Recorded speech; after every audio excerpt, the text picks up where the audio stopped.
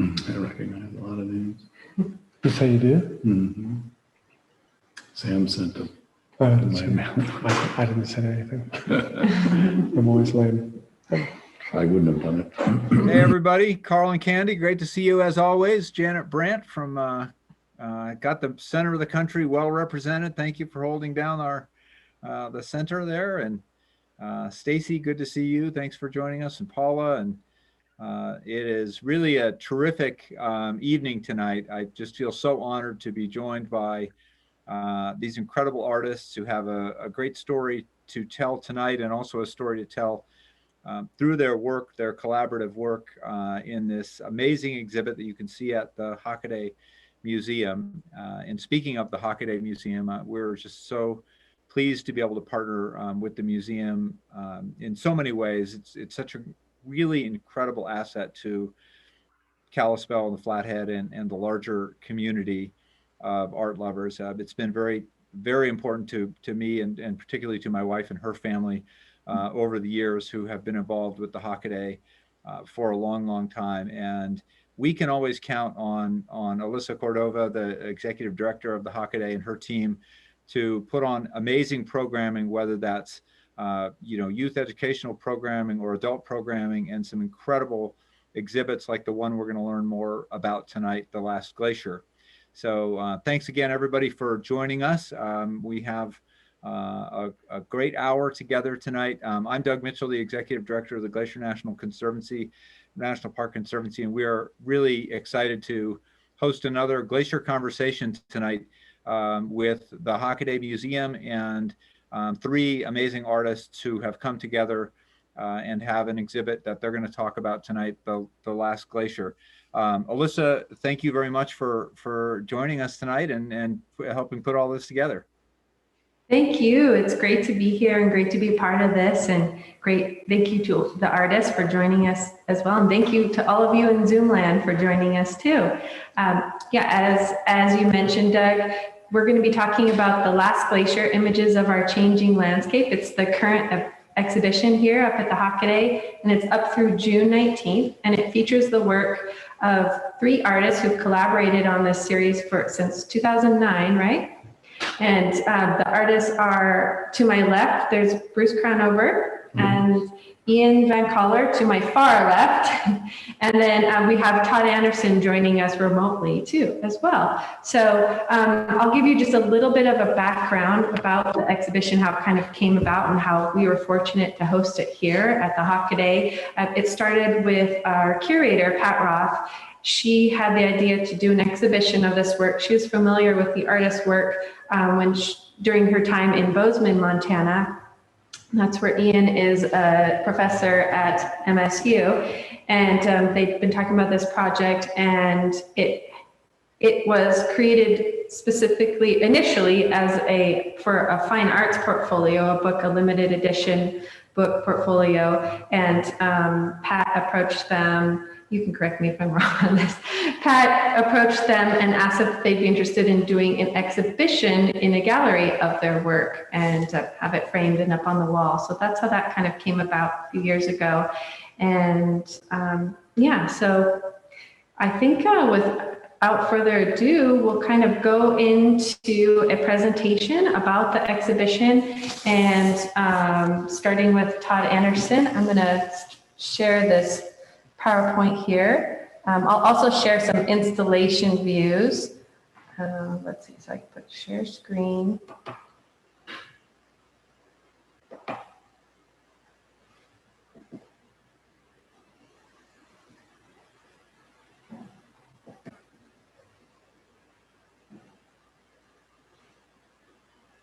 Technology, it's working well for us tonight, Alyssa. Good job. We do get together a little early, and we pre-run these so that we can make sure that they work. And this one went really well. So hold on. Oh, good. There we go. Okay. All right.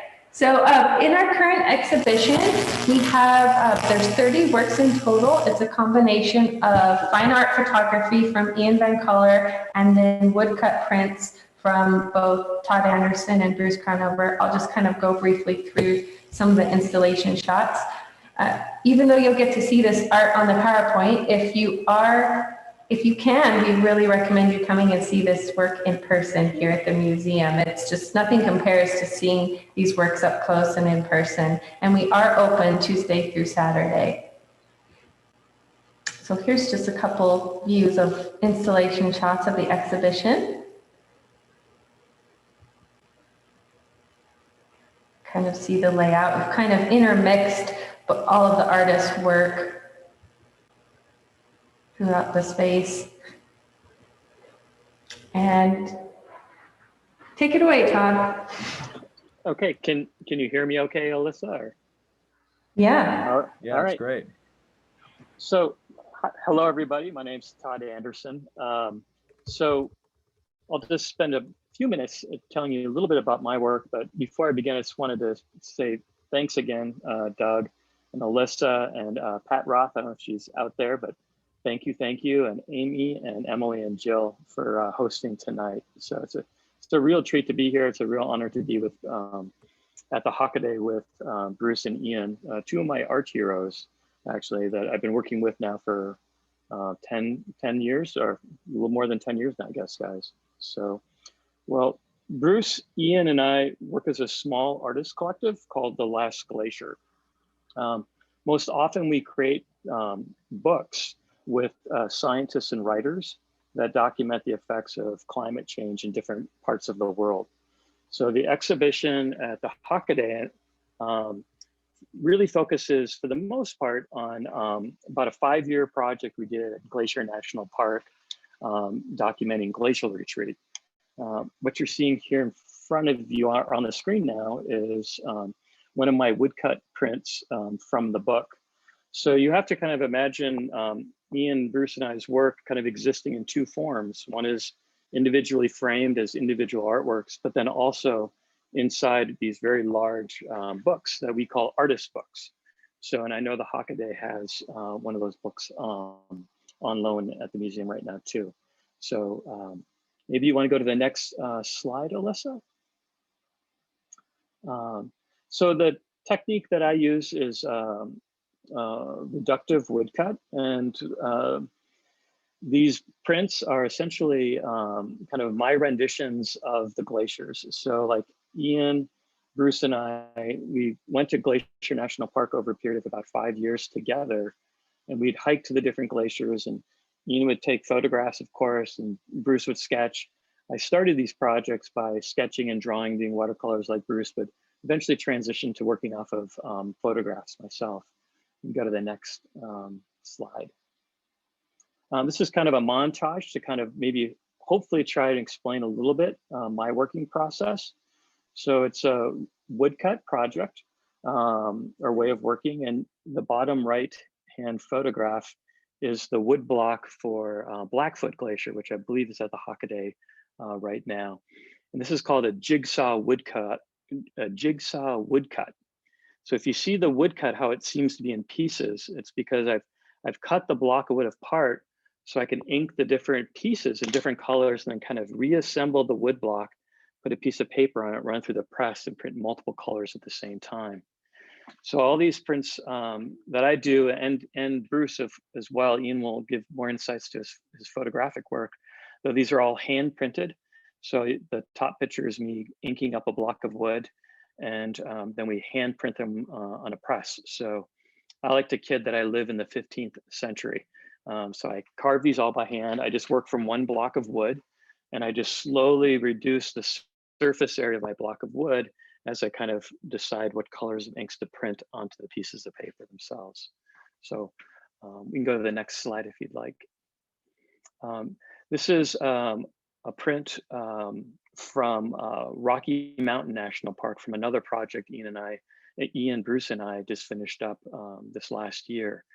And I'm really glad you pulled this picture, Alyssa, just because I wanted to mention just one of the rewards of working with other artists.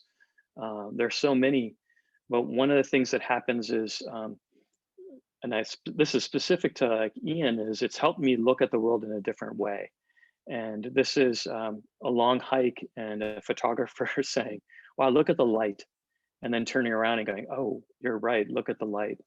And so one of my hopes as an artist is that I can create those similar type of experiences for people that view my artwork, of seeing the world in a slightly different way. So Alyssa, if you want to go to the next one. Oh, and here's just one more print from Rocky Mountain National Park. This is Tyndale Glacier. I should mention that Rocky Mountain National Park has 7 glaciers left. Scientists actually call them glacierettes. And then I think we can go to one more slide and I'm done. All right, Bruce, over to you.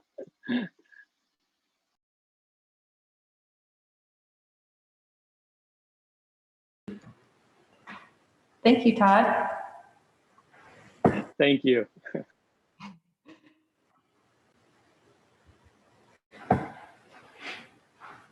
Okay, this is one of mine. I'm Bruce Crownover, and I would echo what Todd said. Thank you very much to everyone that's helped bring this show together.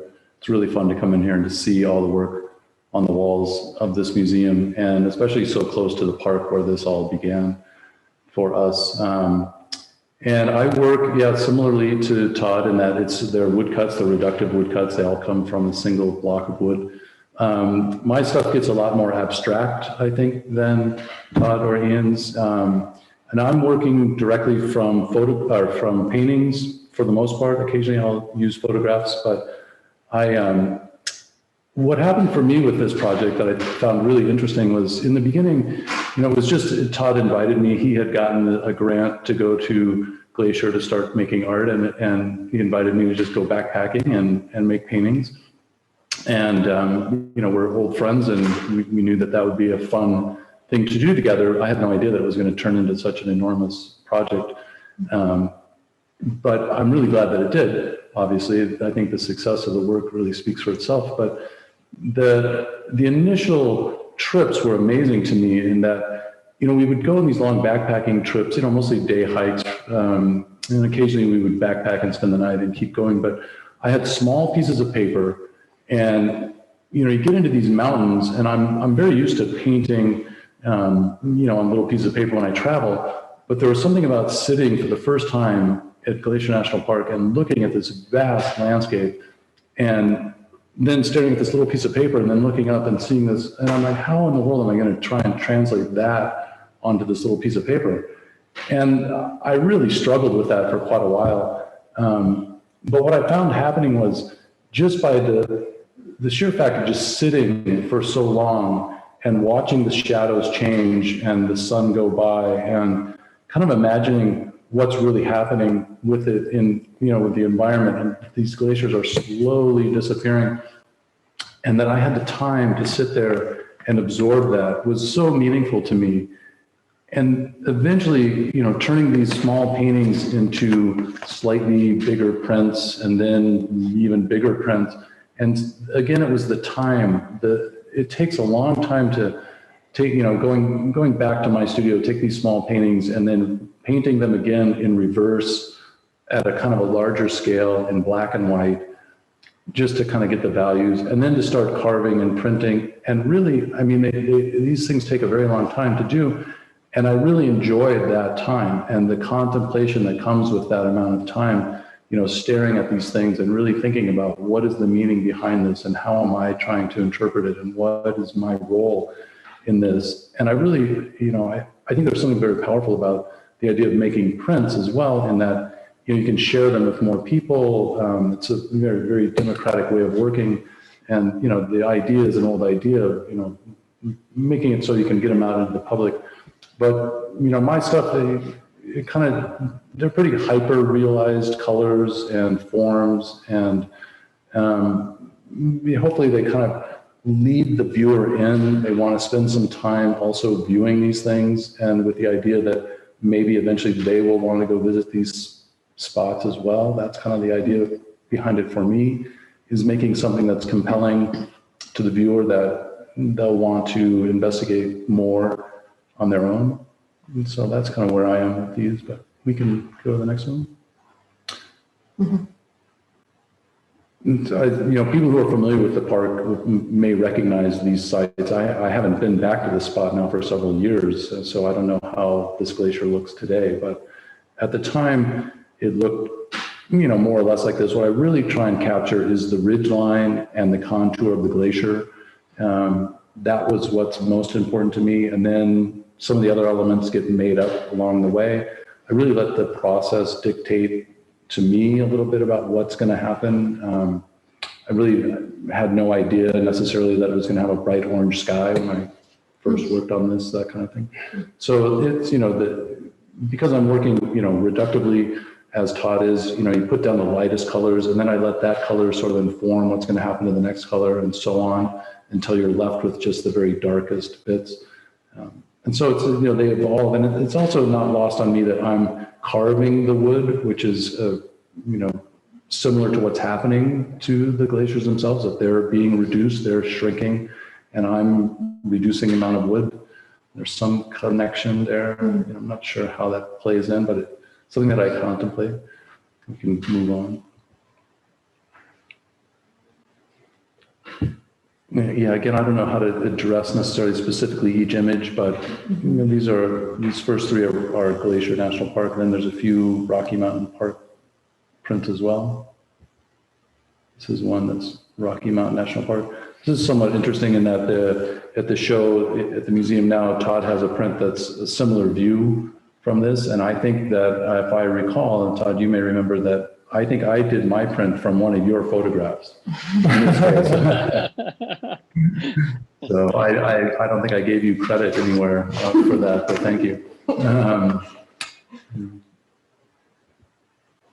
And then it gets really abstract. This is, trying to, and I mean, part of it is like, this is, hoping to evoke kind of the fluidity of the glaciers, that they're, my prints tend to kind of have a certain amount of movement to them, and I think it really comes through in something like this, that you can actually see or imagine that you can see that this ice is falling or melting right in front of you.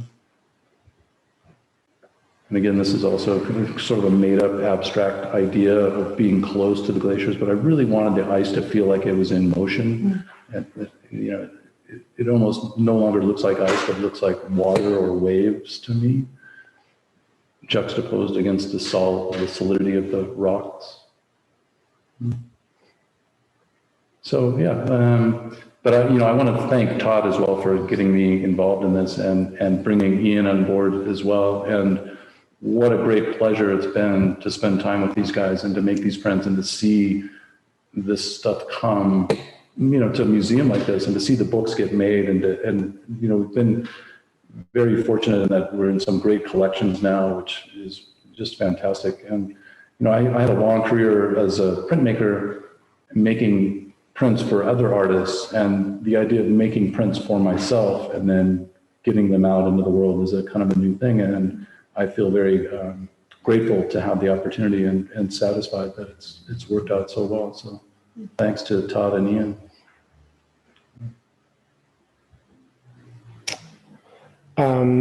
I guess I'm up. I'm Ian van Coller. I live in Bozeman, Montana, so Glacier National Park's not too far away from me. I'm going to step back a little bit. Todd and I were in grad school together and became good friends there. And he invited me along on this trip, as Bruce described. And I was working on other things. I'm originally from South Africa, and most of my work was at that time about growing up in South Africa and apartheid and whatnot. So eventually I was able to join Bruce and Todd a year later after their first trip. And I think at the time, I think at the turn of the 20th century, there are 135 glaciers left in Glacier National Park. By the time we visited, there were 25 glaciers left in the park in 2012, 2013. And, depending on who you talk to, what scientists and how it's measured, we're down to about 18 glaciers. So, these are bodies of ice that are rapidly disappearing. And so I'm really grateful to have been brought along by Todd to be able to participate, I think, in an important endeavor to capture this particular point in time, what this landscape looked like, between 2012, 2015, when we were making the work. And I'm a photographer, and for me, photography really is a representation of time. It's like a time machine. It's slices of time. So it really represents something very specific. I use a high-resolution camera. So when you see the prints, they're extremely detailed. I do not manipulate my photographs in any way. I do some minimal color correction. And then I make large prints, so a viewer can, see detail that if they were engaged in the landscape personally, that they would not be able to take in really. So camera is able to, exquisitely represent the detail.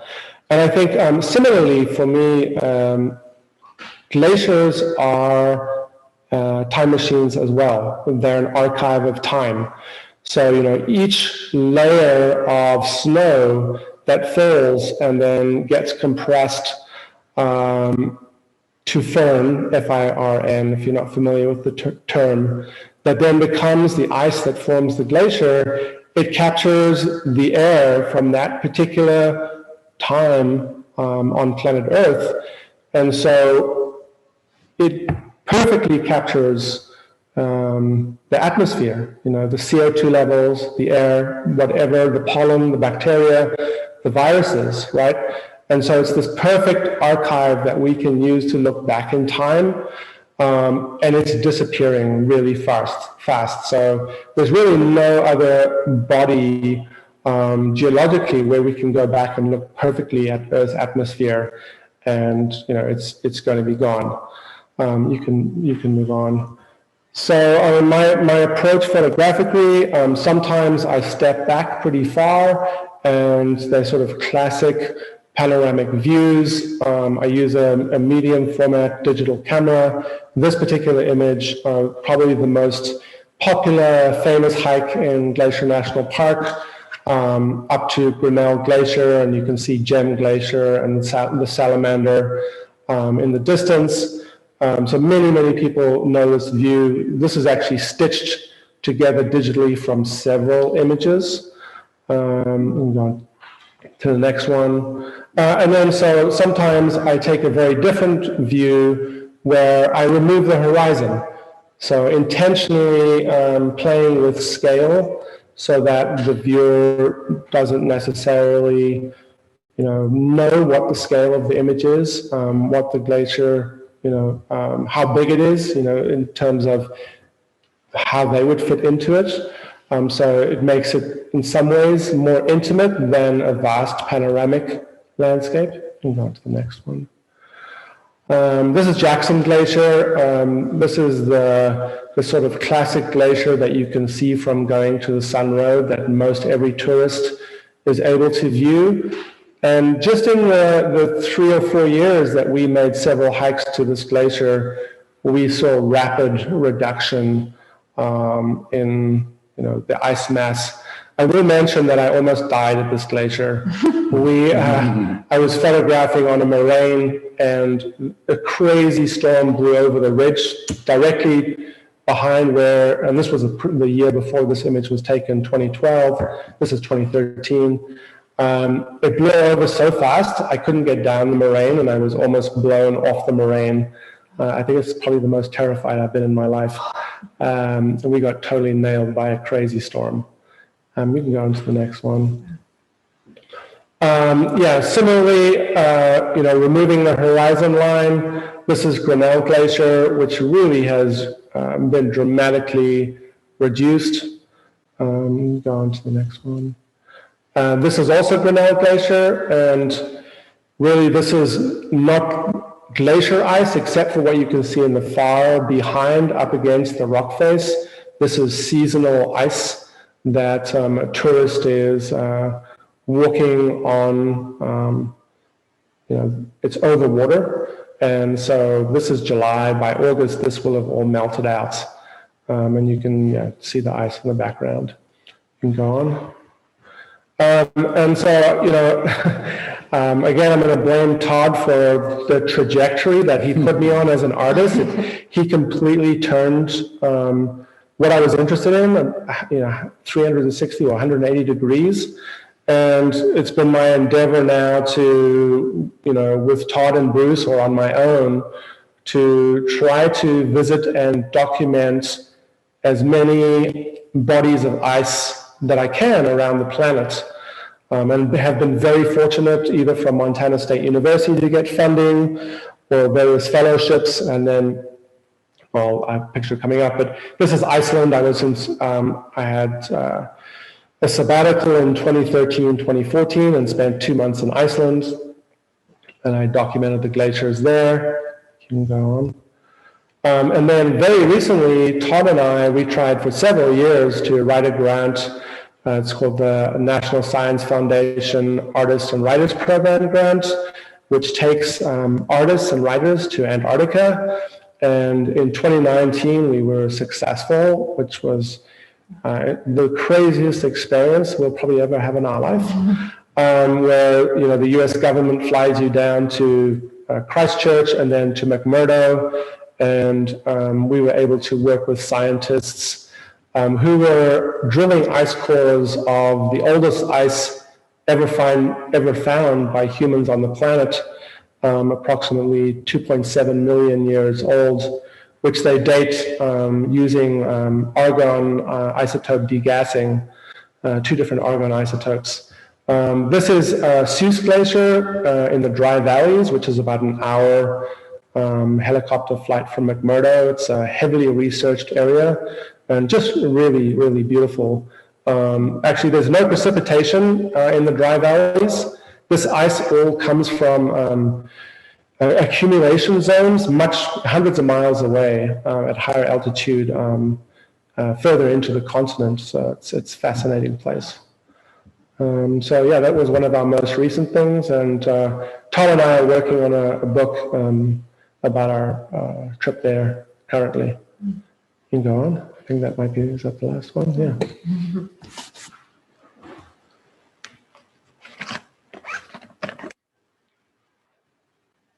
Wow, that's unbelievable. I have to, as a guy who gets frustrated if I press print and my laser printer doesn't print immediately, I just want to make sure, Bruce, that I've got this straight. So you first go hike out somewhere for a whole bunch of hours, then you paint something, then you come back and you paint it backwards, and then you, quote, start carving it?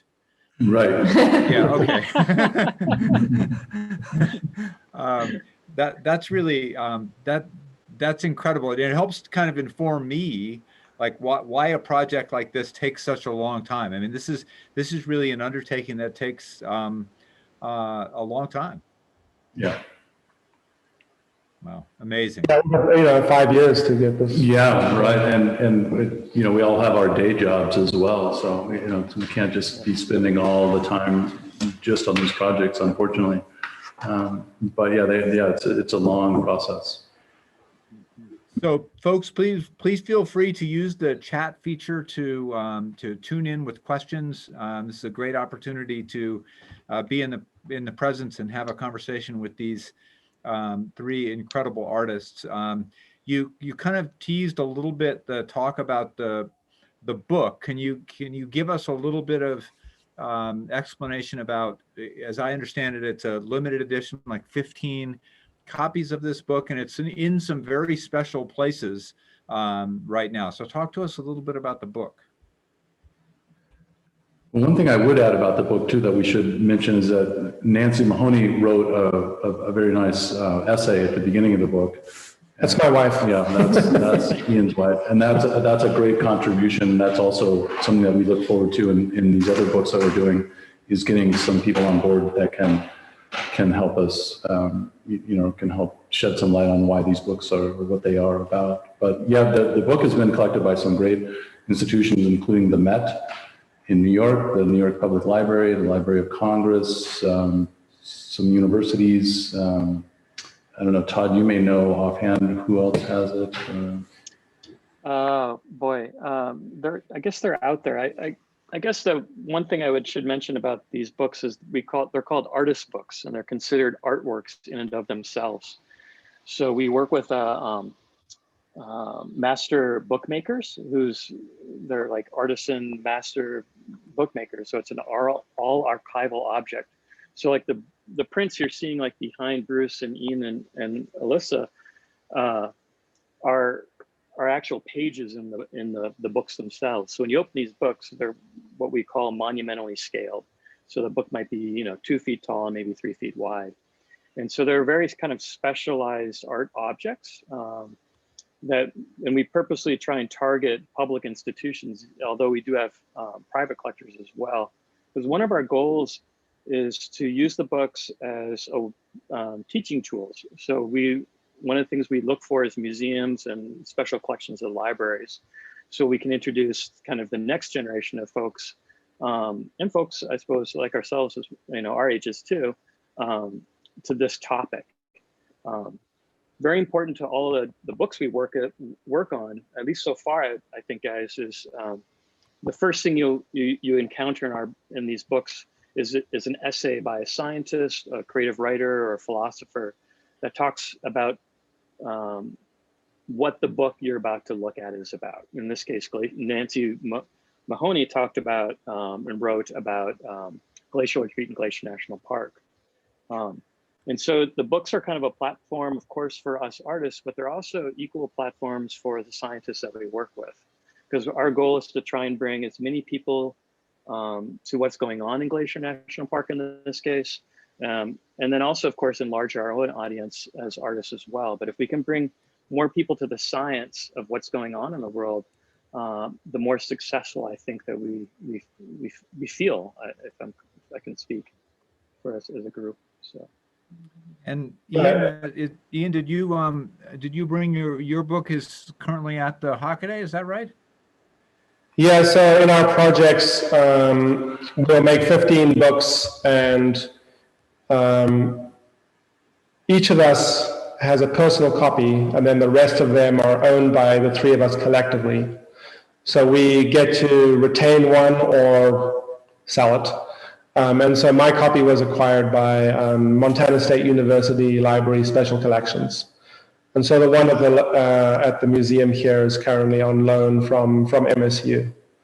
Yeah, I wanted to just add on to the explanation of the book. So artist books is something that I've been obsessed with for a long time, and that's pretty much my artist practice, is to make artist books. And I think it's, again, it's this kind of, when you walk into an exhibition is variable. How it's displayed depends on the space. The sequence depends on the curator, and so that can really change. It also, in this instance, the exhibition might be up for 3 or 4 months, and then it comes down and it's gone. Whereas an artist's book, you think carefully about the sequence and how, Bruce's interpretation, Todd's interpretation, and my interpretation of the landscape work in a sequence together. And then you put it in a book and it's fixed that way forever, right? As long as that book exists and is looked after.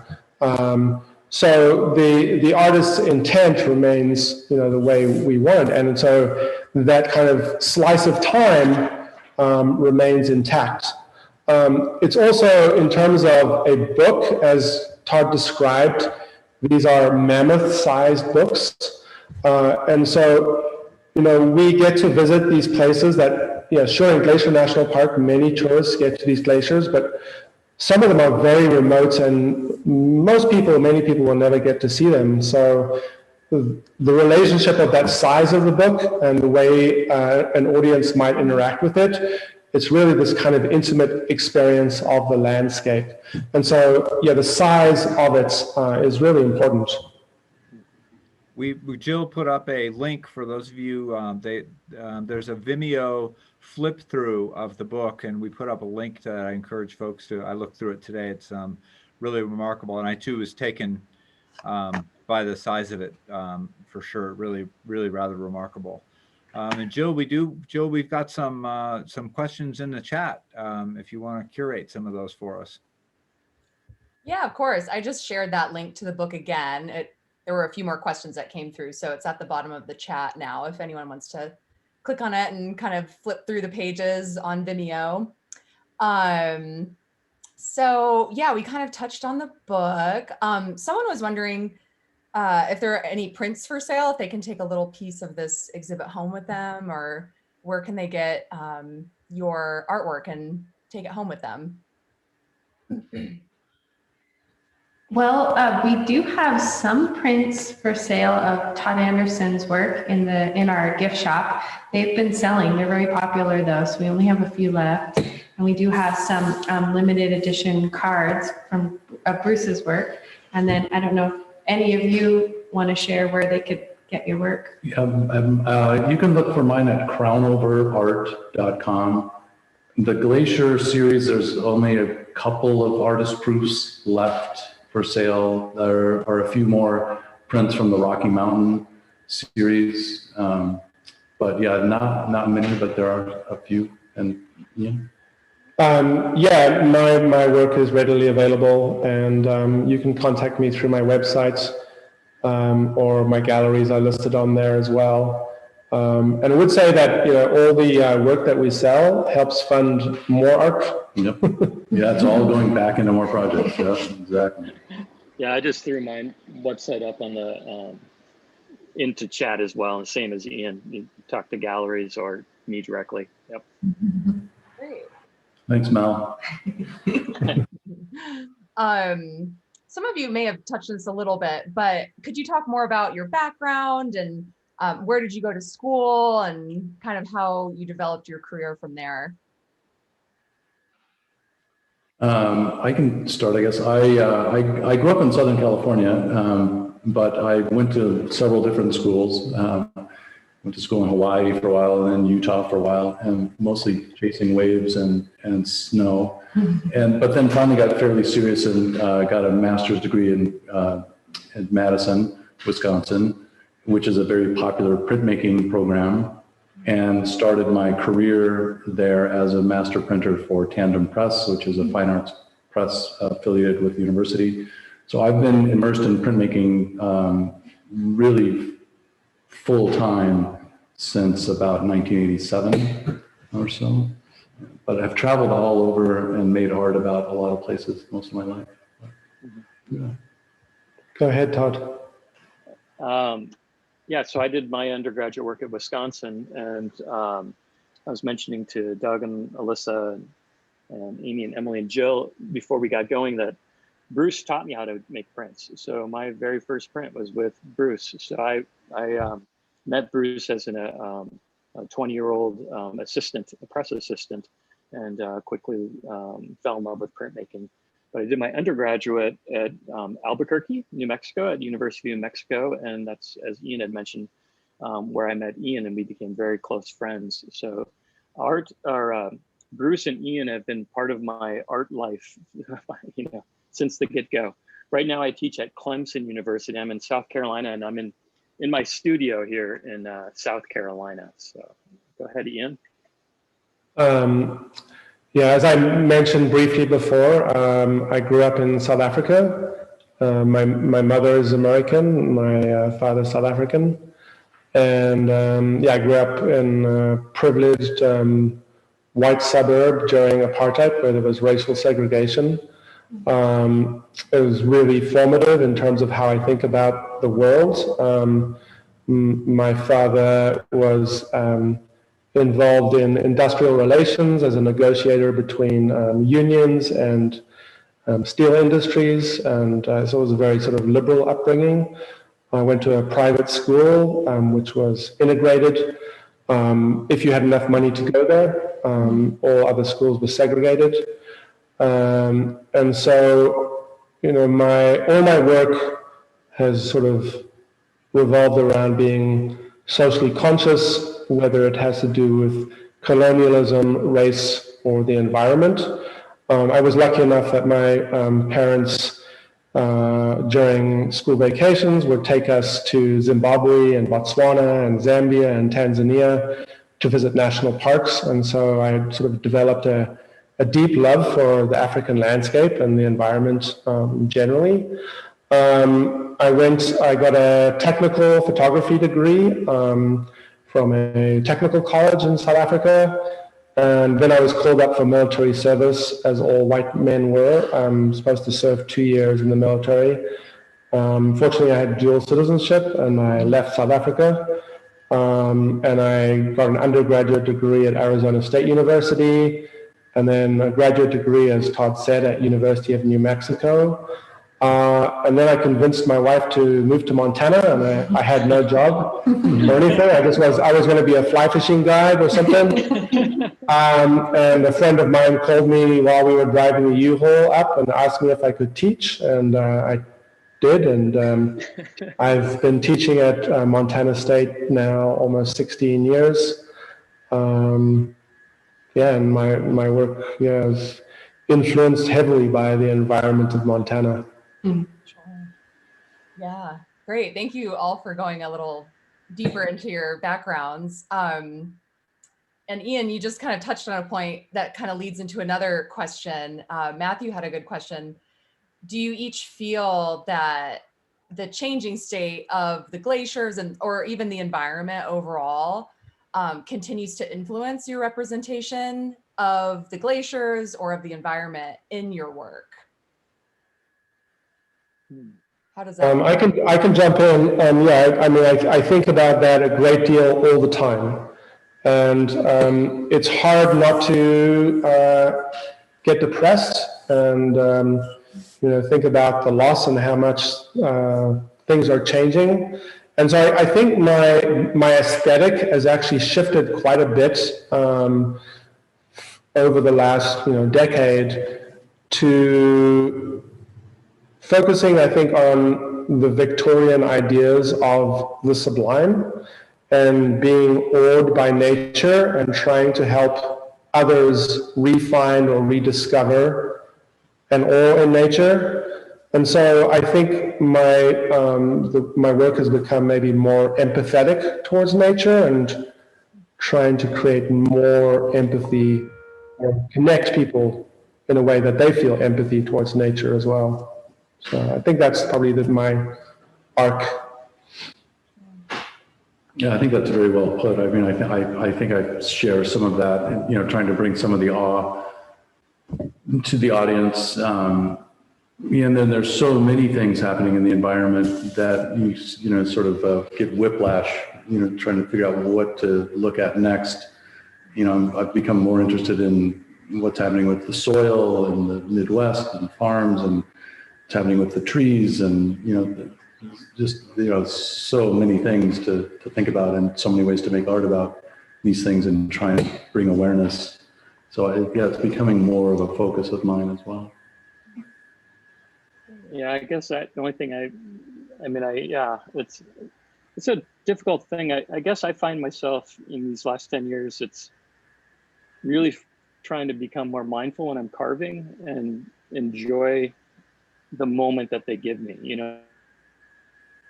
like the work gives me, like the glaciers themselves. They're such beautiful things. And the subject matter is so heavy. And I think that's one reason my art looks the way it is. It's just like, first and foremost, I just want to celebrate the beauty of what's in front of me.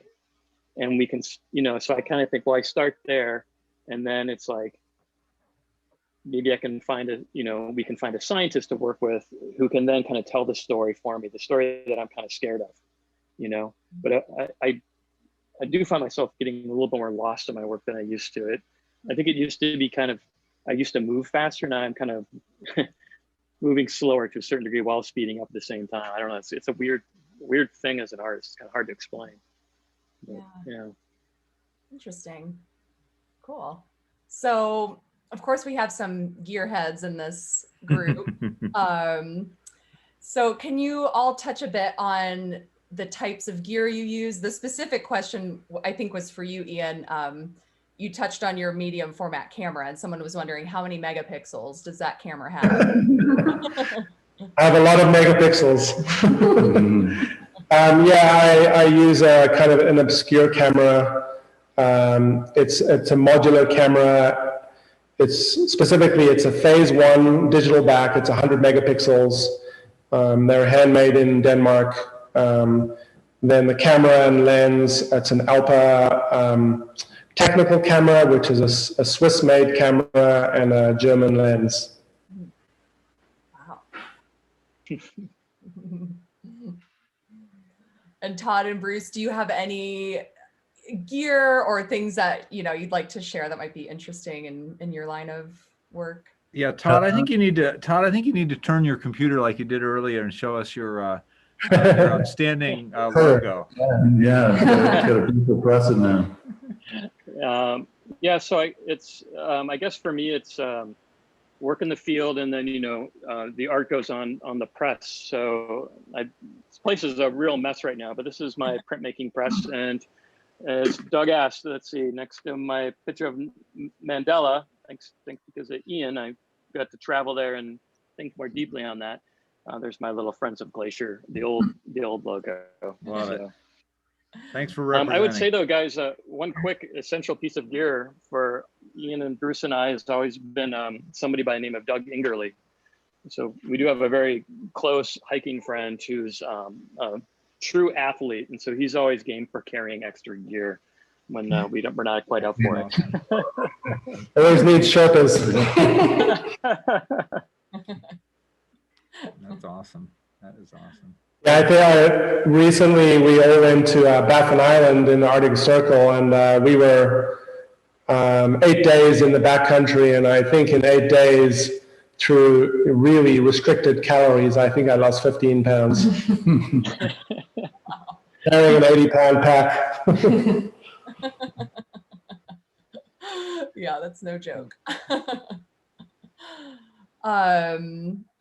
Susan had a question about the prints. Why are they on this Japanese paper? Is it washi? Am I pronouncing that right? That's correct. Yeah, they were wondering why this Japanese washi paper.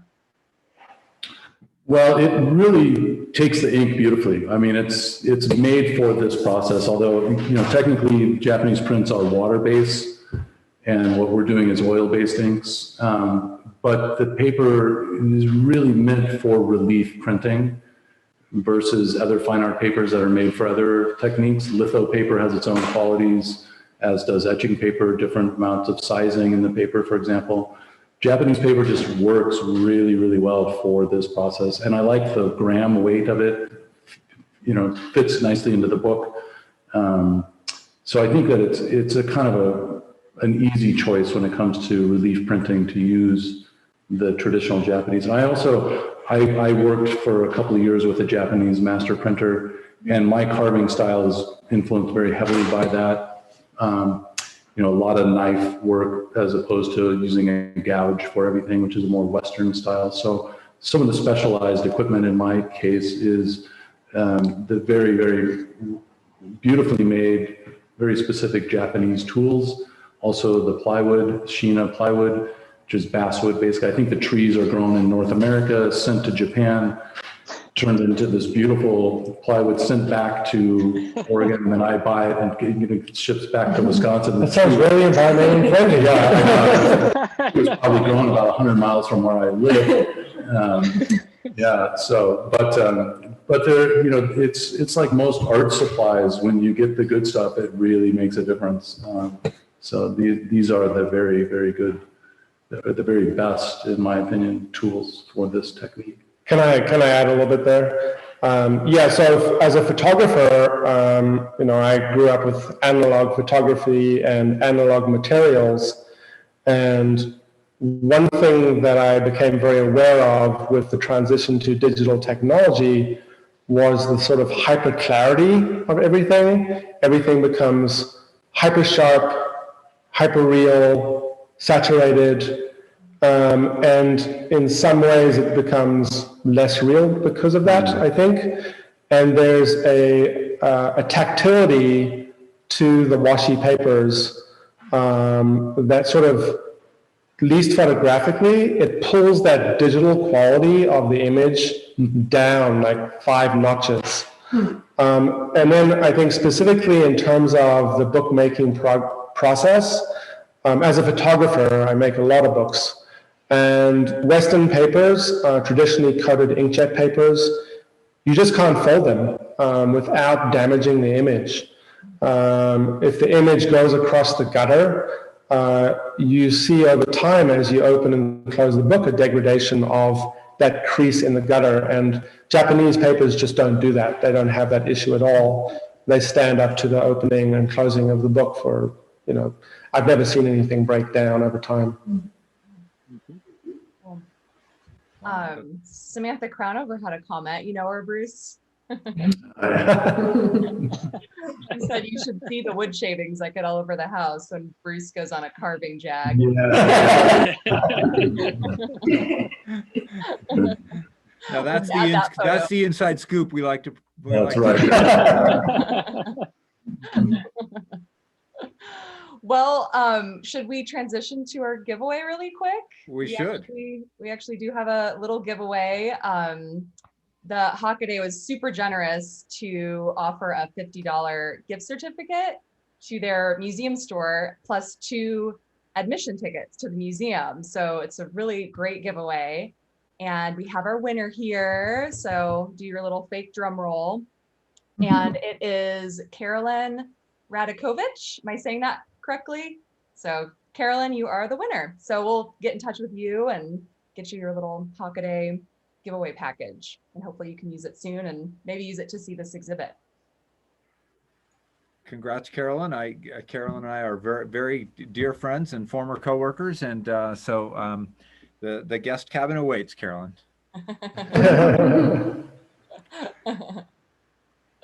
So I wanted to ask Ian a little bit. I was really taken, you talked a little bit about photography being a representation of time, and that really kind of got me thinking. Tell me a little bit more about your thinking in that way. What is that? How does that impact your work? Yeah, well, if you look specifically at this book, and you go to the back of the book, and there's an index in the back of the book, and in that index are GPS coordinates of where all the images were made. So, there's a project that's well known called the Rephotographic Survey that was developed at Arizona State University by Mark Klett, a very well-known Western photographer, where he and several other photographers revisited sites that were photographed by 19th century photographers, William Henry Jackson and Bell and various other photographers. And it looked at their specific photographs at that specific time, and then they re-photographed those very carefully, triangulating to almost the exact same tripod points of those original photographs, and looked at how that space had changed over time, due to human impacts, either presence of humans in the landscape or disappearance of humans in the landscape, and it went both ways, right? And then they did a third view, which is a rephotographic of the Rephotographic Survey, and he was my professor when I was an undergraduate at Arizona State University, and he was a huge influence on the way I thought about the way photographs represent time and the landscape.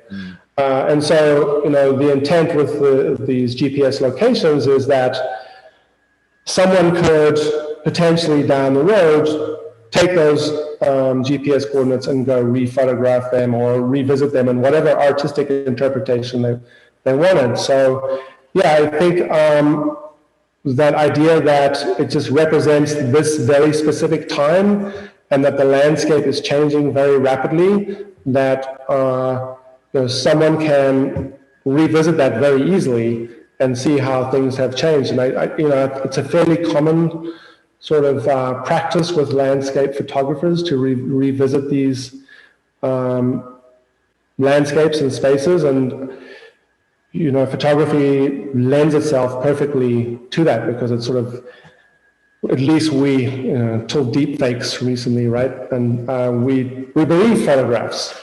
Who knows how much longer we'll believe photographs? So this thing in front of the camera existed at that particular point in time, and it's going to be gone. So I guess that's how I think about it. That was rambling. Time really flies when you're having fun. I see, Jill, we've got a great question from Michelle, and then I want to make sure I kind of get back to Alyssa a little bit to talk about some other things the Hockaday's got coming up. So I'll hand it back to you, Jill. Yeah.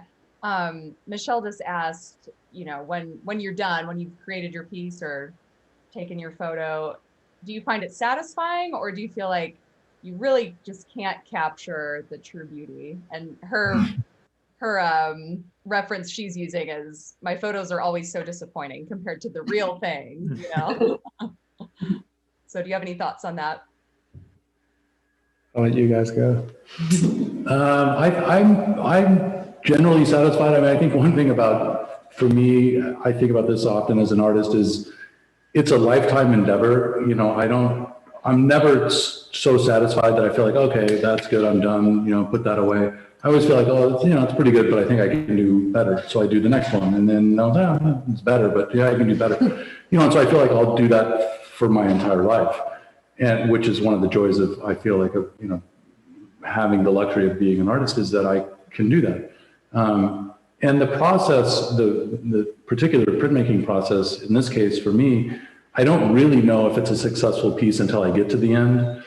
I'm usually pretty satisfied with the paintings when I start, and most of the steps as I go, I feel like, yeah, that's working out, but I don't really know until I'm to those final runs if the key block kind of brings it all together. So, sometimes I'm more satisfied than others. I've only thrown away a couple images in all of these projects that we've done so far. They haven't seen the light of day, but for the most part, I'm pretty satisfied. I don't know, how about you, Todd? Well, one of the reasons I like doing woodcuts for this is I felt from the get-go it can't compete. Like the fidelity of, like what Ian was talking about, sometimes it can become too hyper, like real photographs if they're handled in certain ways. I feel like I can never really do the landscape justice. I can only kind of make an incomplete picture. But part of the fun of, like, I think of woodcuts, and particularly reductive woodcuts, is a viewer can see the layers, and you can kind of put it together mentally, and visually when you're looking at a woodcut. And one of the things I kind of hold on to is, and something Andy Warhol said a long time ago, which was he liked the imperfections of his silk screens, because he said if it's too perfect, it's just not fun to look at, and you need to give space for a viewer to finish the artwork for you. And so when I'm making my artwork, these prints, I think about that a lot, of how do I reward people for looking, so trying to do a really good job, but also give room for other people to finish the art piece. It might be a roundabout way of kind of saying what Ian said about how he's thinking about washi, and how it kind of dulls to a certain degree a photograph, or it can. But I do think about that a lot, of like, it's not my job to finish it, it's the viewer's job to finish the art piece. So cool. I love that perspective. Yeah, thank you guys, Todd and Bruce and and Ian. It's been really an incredible opportunity. The chat is just full of thanks to you for giving us this rich look into the work that you've done and the important work that you're doing. And Alyssa, thank you as a visionary leader at the Hockaday. Alyssa came home to us in Montana after being away for a few years in LA, honing her craft, but a Great Falls girl through and through. She and her Great Falls mate from growing up, Tom Figarelli, now are dominating the museum scene here in Montana. Tom's the executive at the Russell Museum. And, Alyssa, again, thank you for letting us share this evening with you. And this is not the only thing you've got going on this year. Tell us just in a couple of minutes what other things you've got on tap here at the Hockaday. Yeah, thank you. Thank you to everybody for participating in this event, and thank you to the Conservancy for hosting.